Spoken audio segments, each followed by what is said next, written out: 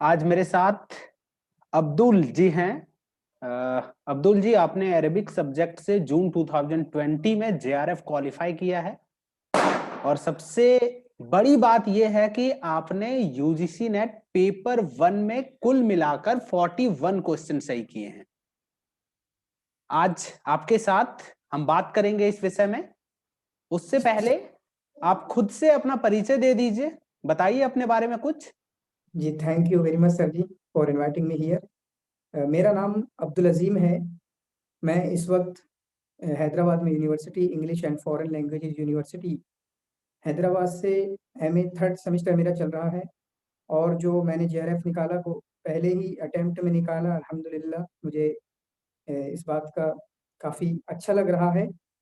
Okay, आपसे मेरा next सवाल ये है कि आपने जेआरएफ क्वालिफाई करने के लिए कैसा स्ट्रेटेजी बनाया था, खास तौर पे अगर हम बात करें पेपर 1 का। तो क्योंकि पेपर 1 जब आपका हम देखते हैं तो सच में ये बहुत ही शानदार परफॉर्मेंस है। मुझे लगता है कि 100 में से 82 मार्क्स लाना यूजीसी नेट पेपर 1 में डेफिनेटली बहुत ही शानदार परफॉर्मेंस है। तो क्या आपका स्ट्रेटेजी था?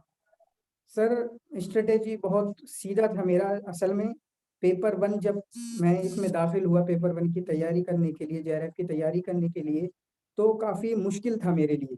चूँकि मैं अरबिक से हूँ और अरबिक मदरसा बैकग्राउंड के बारे में ये समझा जाता है। और मैंने अब भी देखा, पीछे भी देखा था कि लोग मतलब उनको 44 नंबर आते हैं, किसी के 50 नंबर आते हैं, 60 बिल्कुल नंबर मुश्किल बिल्कुल। हो जाता है। और यही चीज़ मेरे जो सीनियर थे वही नसीहत कर रहे थे कि 60 नंबर अगर तुम्हारे आ गए तो बहुत अच्छा रहेगा, बट 60 के लिए कोशिश करना। जब मैंने तैयारी शुरू की तो मेरा टारगेट 60 का था, लेकिन उसके बाद जब तैयारी शुरू की, फिर मैंने देखा कि मॉक टेस्ट वगैरह में मेरे नंबर आना अच्छे शुरू हो गए हैं। फिर मैं अपना स्टैंडर्ड बढ़ाता गया, फिर मैंने अपना टारगेट 65 कर लिया, फिर 70 कर लिया और आखिर में पेपर से पहले मेरा टारगेट 75 था। और लेकिन 82 नंबर आए, ये काफ़ी खुशी की बात है। चलिए, आपने जैसे कि कहा कि ये आपका फर्स्ट अटेम्प्ट था, राइट? जी सर जी। तो वैसे बच्चों के लिए आप क्या कहना चाहेंगे जो पहली बार एग्जाम देते हैं और उसे लगता है कि एक बार में जेआरएफ नेट क्वालिफाई करना संभव नहीं है, उसको आप क्या कहेंगे? और मुमकिन है, पहली बार में ही जेआरएफ को क्वालीफाई करना मुमकिन है। सिर्फ ज़रूरत है कि हम ज़िद्दी हो जाएँ कि मुझे करना है तो करना है। और मैं उन बच्चों से कुछ बात करना चाहूँगा जो एमए फर्स्ट सेमेस्टर में होते हैं, सेकंड सेमेस्टर में होते हैं। अच्छी बात है, आप कभी भी ट्राई कर सकते हैं, लेकिन वो क्या समझते हैं कि हम बगैर तैयारी के बैठ जाएँगे। इसी वजह से उनके अटेम्प्ट बढ़ जाते हैं। आप जब भी जाएँ, पूरी तैयारी के साथ जाएँ। बिल्कुल बिल्कुल।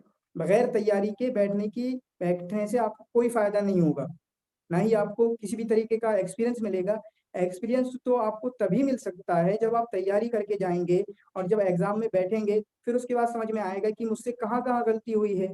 जब आपने तैयारी ही नहीं की और उसके बाद आप एग्ज़ाम में बैठ गए तो कोई अनुभव नहीं होगा, क्योंकि आपको टीचिंग एप्टीट्यूड क्या होता है, उसके अंदर की चीज़ें क्या हैं, वो कुछ नहीं मालूम होगा आपको। बिल्कुल सही बात आपने कहा। मेरा नेक्स्ट सवाल आपसे ये है कि आपने इतना अच्छा परफॉर्म किया, वो भी अपना पहला अटेम्प्ट में, तो क्या आपने तैयारी के लिए कोई कोचिंग लिया था? नहीं सर जी, यही मुझे बहुत खुशी की बात है कि मैंने कोचिंग भी कोई नहीं लिया। सिर्फ़ जो किताबें मेरे पास थी वो किताबें फ़ॉलो की। इसी तरीके से यूट्यूब पे फ़ॉलो किया, सिलेबस से जुड़ के यूट्यूब को फ़ॉलो किया। इसी तरीके से 2-3 ऐप हैं, वहाँ से मॉक टेस्ट वग़ैरह मैं दिया करता था। और ग्रुप थे हमारे वहाँ पर, ग्रुप बना रखे थे हमारे साथियों ने, तो उस ग्रुप में मॉक टेस्ट वग़ैरह आते थे, इसी तरह डिस्कशन वग़ैरह रहता था, तो उनसे काफ़ी हेल्प हुई एक कांसेप्ट को समझने में। और इसी तरीके से सर जी, मैं एक बात बताना चाहूँगा यहाँ पर आपसे हुँ, कि 4 चीज़ें जिनसे लोगों को सबसे ज़्यादा डर लगता है। हुँ, नंबर 1 डीआई, हुँ, नंबर 2 आरसी, हुँ। इसी तरह लॉजिकल रीज़निंग और मैथ। जी, जी, जी, बिल्कुल। मुझे भी इनमें सबसे ज़्यादा डर था और कि इनमें नंबर कम होंगे, लेकिन इन चारों में मेरा एक भी क्वेश्चन गलत नहीं हुआ है। अरे वाह! ये तो और बहुत उसकी अच्छी वजह बात ये है। हुई कि मुझे पता था मेरा ये कमज़ोर है।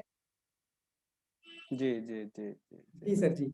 फिर मुझे पता था मेरा कमज़ोर है, जिसकी वजह से जो मेरे सीनियर हैं, मुझे जहाँ लगता था ग्रुप वगैरह में या कहीं भी, मैं उनसे पूछता था खुलकर कि मुझे ये बताएँ, मेरा कमज़ोर है, मुझे कुछ नहीं आता है, आप बताएँ मुझे। उन लोगों ने मुझे हेल्प की ग्रुप वगैरह में, तो उससे ये सारे कांसेप्ट क्लियर हो गए इसका। ओके, अब मेरा सवाल और इसी से डीआई जुड़ा और आईआरसी हुआ। से लोग इतना डरते हैं जी जी, मैं वही आपसे पूछने वाला हूं कि स्पेशली डीआई और दूसरा है लॉजिकल रीजनिंग, ये दो ऐसा यूनिट है कि मैक्सिमम बच्चे सही नहीं कर पाते हैं। तो इस दोनों यूनिट के लिए क्या आप कोई टिप्स देना चाहेंगे बच्चों को? इसके लिए मैंने स्पेशल कुछ नहीं किया, बस मॉक टेस्ट जो मेरे पास आते थे या इसी तरीके से प्रीवियस ईयर क्वेश्चन थे, उनको सॉल्व किया। और डीआई के लिए सर जी मैं एक बात कहना चाहूँगा कि अगर आप अपना मैथ का पोर्शन हल कर लेंगे सही तरीके से, तो डीआई तो अपने आप से ही हो जाएगा, क्योंकि बिल्कुल डीआई में कुछ बिल्कुल नहीं है, बस थोड़ा-सा बिल्कुल। दिमाग लगा के कैलकुलेशन करना है। जोड़-घटाव है, उसके बाद तो सिर्फ परसेंटेज होगा, परसेंट का सवाल क होता है, रेशियो का सवाल होता है, एवरेज का सवाल होता है और कुछ नहीं होता है उसमें। और इस बार तो इतना ईज़ी आया है हमारी शिफ्ट में, खुद 20, 40, 50 इस तरह के जी नंबर दिए जी हुए थे जी सर जी, जी। वो हमेशा से इजी ही रहते हैं। नेक्स्ट सवाल आपसे मेरा ये है कि आपने इतना अच्छा स्कोर करने के लिए कौन सा बुक फॉलो किया था?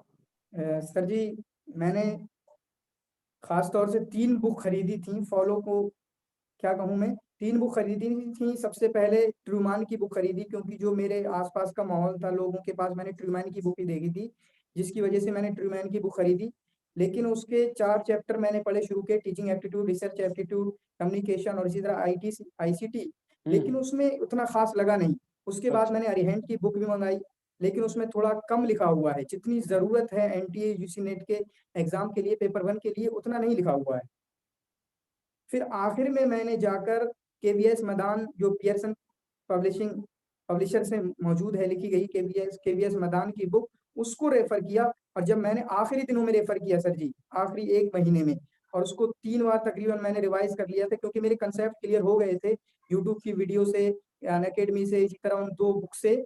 तो जिसकी वजह से केवीएस मदान को समझने में ज़्यादा परेशानी भी नहीं हुई। लेकिन आखिर में जो मुझे समझ में आया कि आखिर में अगर मैं सिर्फ़ केवीएस मदान को ही उठाता तो मेरा काम हो जाता। क्योंकि ओके, उसमें तो इतना कुछ आपका दिया कहना हुआ है, ये है काफ़ी कि कुछ केवीएस सिर्फ़ मदान प्रीवियस का ईयर बुक क्वेश्चन से सबसे रिलेटेड है। बेस्ट है, राइट? जी सर। जी, ओके। नेक्स्ट सवाल आपसे मेरा ये है कि आप बार-बार वैसे बात करते इसमें ज़िक्र करते रहे हैं कि हमने ऑनलाइन प्लेटफ़ॉर्म्स को बहुत बेहतर तरीके से यूज़ किया, चाहे वो यूट्यूब हो, चाहे वो यूट्यूब के अलावे एनी अदर प्राइवेट प्लेटफ़ॉर्म्स हों।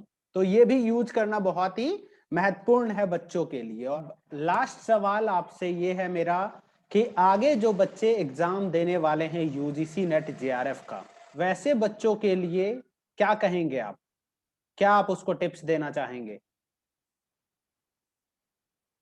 मैं उनसे सर जी सिर्फ़ यही बात कहना चाहूँगा कि अपने आप पर वो भरोसा रखें कि वो कर सकते हैं। अगर उनके ज़हन में जिस दिन ये आ गया कि वो कर सकते हैं, तो वो कर लेंगे। उसके बाद जब वो प्रिपरेशन के लिए जाएँ, तो इस एग्ज़ाम को ना तो बहुत ज़्यादा मुश्किल समझें और ना तो बहुत ज़्यादा आसान समझें।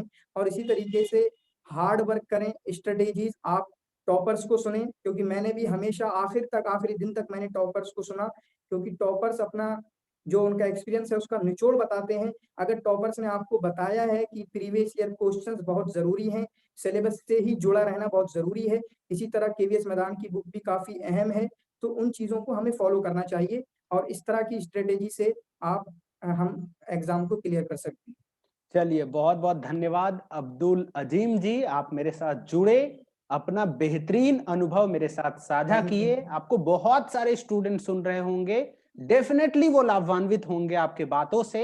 एक बार फिर से आपको बधाई, आपने जेआरएफ क्वालीफाई किया है और ना सिर्फ जेआरएफ बस क्वालीफाई थैंक किया यू। है, बल्कि एक बहुत ही शानदार मार्क्स से आपने क्वालीफाई किया है, जो कि मैं बच्चों को दिखा भी रहा हूँ आपका मार्कशीट, थैंक यू। वो देख भी रहे हैं।